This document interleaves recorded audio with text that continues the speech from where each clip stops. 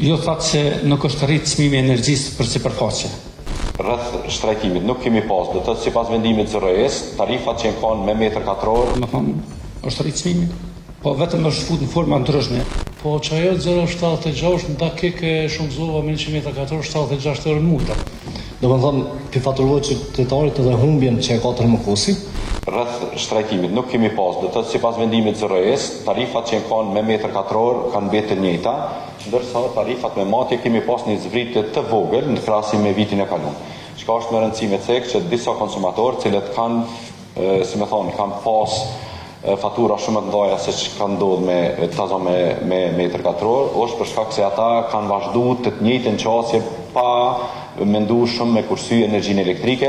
Nëse shikojmë në 6 mujor, besojmë që do të jetë i njëjtë, mirë po ka dhe të ne numëri konsumatorëve që kemi mangësi për cilat këtë rast Termokose dhe ZRE-ja bashkarisht jemi duke shikuar dhe me eliminu në vitet vazhdim. Kam shtëpi private, po që ajo 0,76 në dakik e shumëzova me 100 metra katror 76 euro në muta, po. Edhe une shtëpinë teme nëzej shumë ma lirë se sa ai çmim.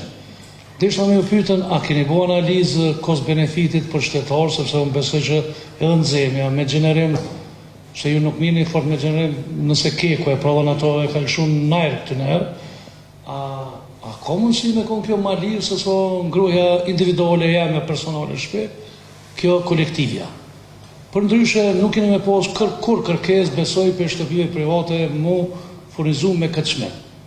Qose unë për këtë drejtë. Esta ndërlidha me pjesën e konsumit përbashkët, sepse zotëria përmendi tha merret nga në stacioni dhe jo nga aty ku vjen hyja.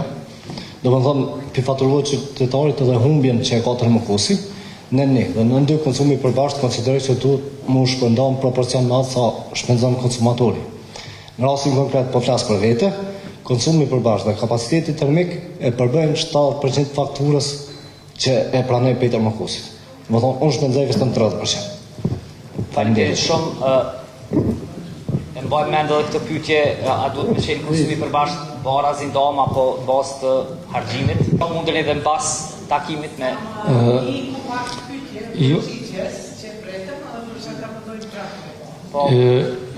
Ju thatë se nuk është rritë çmimi i energjisë për sipërfaqe. Çmimi i energjisë për sipërfaqe ka qenë 78 cent për metër katror tash. Tash çmimi i energjisë për sipërfaqe vjen më tepër se njerë për metër katror.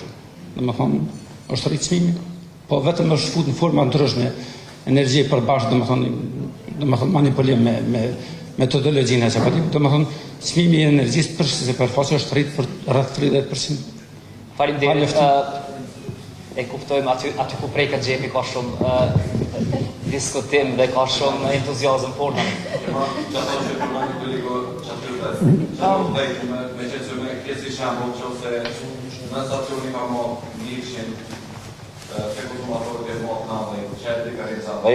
Sipas metodologjisë shpërndohet proporcionalisht me metër katror.